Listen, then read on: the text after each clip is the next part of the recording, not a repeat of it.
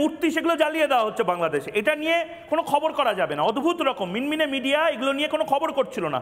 Republic Bangla করেছে, লাগাতার করেছে, এবং তারপর রিপাবলিক বাংলা বা আমার প্রতি এত গাত্রদহ এই মৌলবাদীদের, ফান্ডামেন্টাল র্যাডিক্যালদের।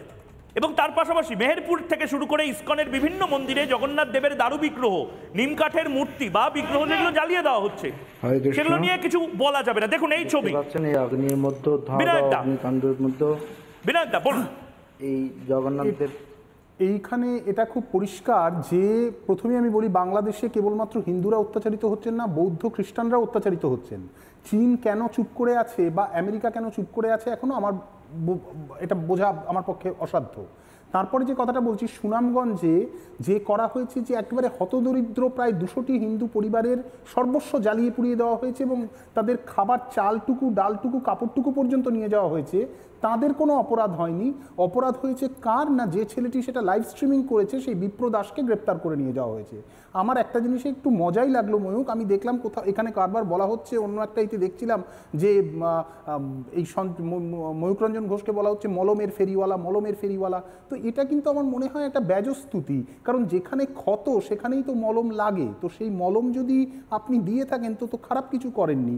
যেখানে ক্ষতটা কেন? আজকে ভারতের সঙ্গে বাংলাদেশের একটা খেলা ছিল, আন্ডার-19 খেলা। বাংলাদেশের যে কচিকাঁচারা তারা জিতেছে, অভিনন্দন বাংলাদেশকে।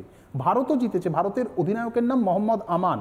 বাংলাদেশ কি কখনো ভাবতে পারে যে লিটন দাস বাংলাদেশের অধিনায়ক বা অনিল দলপত পাকিস্তানের অধিনায়ক? ভারতের এই যে একটা বৃহৎ সবাইকে নিয়ে চলার এই যে উপমহাদেশ, এটার থেকে খণ্ডিত করেই তো এই জিন্নার দুপারে বাংলাদেশ এবং পাকিস্তান সৃষ্টি করা। এবং তারপর বিশ্বের ইতিহাসে যা বিরল, 30 লক্ষ মানুষকে, 30 লক্ষ মানুষের প্রাণের বিনিময়ে আজকে বাংলাদেশ সৃষ্টি হয়েছিল, যেখানে রফিক, সালাম, জব্বার বরকত থেকে শুরু করে যিনি বাংলা ভাষার লড়াইকে লাহোর অব্দি নিয়ে গেছিলেন, সেই ধীরেন্দ্রনাথ দত্তের লড়াইকে, সমস্তটাকে নস্যাৎ করে আজ বাংলাদেশে জিন্না বন্দনা করছে। বাংলাদেশের বাংলাদেশত্ব তো কিছু নেই, বাংলাদেশকে কাগজে না হলেও মগজে পূর্ব পাকিস্তান করে দেওয়া হচ্ছে। সেটার বিরোধিতা করা যদি বাংলাদেশের বিরোধিতা করা নয়, বরং বাংলাদেশের স্পিরিটটাকে পুনর্বার জাগিয়ে তোলার চেষ্টা। আজকে বাংলাদেশে হিন্দু, বৌদ্ধ, খ্রিস্টানদের ওপর শুধু আক্রমণ হচ্ছে না, আক্রমণ হচ্ছে বাঙালি আনার ওপর। কালকে বাংলাদেশে দাঁড়িয়ে রবীন্দ্রনাথের এই কবিতার লাইনটা, ধলেশ্বরী নদী তীরে যে আছে অপেক্ষা করে তার পরনে ঢাকাই শাড়ি কপালে সিঁদুর, এই লাইনটা যদি বলা না যায়, এটা বাংলাদেশের অপমান, বাঙালির অপমান, বাঙালি আনার অপমান। এবং তার পাশাপাশি বিনায়কদা বাঙালি হিসেবে বোধহয় আমরা খুব তাড়াতাড়ি ভুলে যাচ্ছি পাকিস্তানের খান সেনা বা পাকিস্তান সেনাবাহিনী 1971 সালে শুধুমাত্র হিন্দুদের নয়, বাঙালি, বাংলাদেশি, মুসলমান সম্প্রদায়ের মানুষ, মা বোনেদের ঠিক কী বলেছিলেন। টিক্কা খান, পাকিস্তানের টিক্কা খান বাঙালিদের নিয়ে কী ধারণা পোষণ করতেন। একজন ভালো মুসলমান কখনোই তার বাবার সঙ্গে যুদ্ধ করবে না। সবক শেখাতে তাই আমাদের উচিত যত বেশি সম্ভব বাঙালি মেয়েকে গর্ভবতী করে যাওয়া। ভাবতে পারছেন 1971 সালে বাংলাদেশিদেরকে নিয়ে এই মনোভাব পোষণ করছেন এই টিক্কা খান, জেনারেল টিক্কা খান। তাই জন্য বাংলাদেশকে আক্রমণ করো, পূর্ব পাকিস্তানের মেয়েদেরকে ধর্ষণ করো, এটা ছিল পাকিস্তানের আর্মির মনোভাব। সেই পাকিস্তানকে আপনারা জড়িয়ে ধরছেন।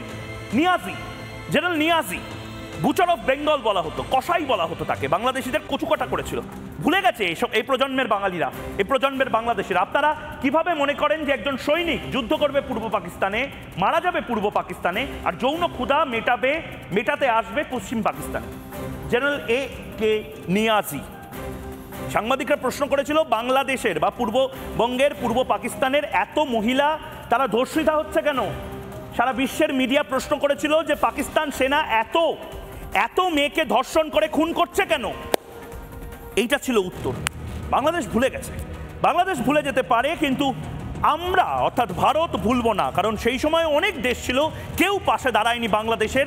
ভারত পাশে দাঁড়িয়ে 1971 সালে আর কয়েকদিনের মধ্যে বাংলাদেশকে স্বাধীনতা দেবে। 1971 সালে 2024-এও বাংলাদেশের অনেক মানুষ ভালো নেই, স্বাধীনতা দেওয়ার প্রয়োজন। তার জবাব বাংলার মানুষ, বাংলাদেশের মানুষটা। এবং আবারও বলছি, ময়ূককে অনেক কিছু বলতে পারেন, ময়ূককে ভয় দেখাতে পারেন, কিন্তু ময়ূক ঝুঁকেগা নেই। ময়ূক শুধু একজন বা এক শ্রেণীর কাছে ঝুঁকবে, সাধারণ মানুষ নতমস্তকে, যারা আমাকে এতদিন ধরে ভালোবেসে এসছেন তাদের কাছে ময়ূক ঝুঁকবে। দেখুন, নানা ধরনের কন্টেন্ট দেখার জন্য লাইক করুন, শেয়ার করুন আমাদের ফেসবুক পেজ, সাবস্ক্রাইব করুন আমাদের ইউটিউব চ্যানেল। পাশাপাশি অন্যান্য ব্রেকিং নিউজের জন্য অবশ্যই চোখ রাখুন রিপাবলিক বাংলায়।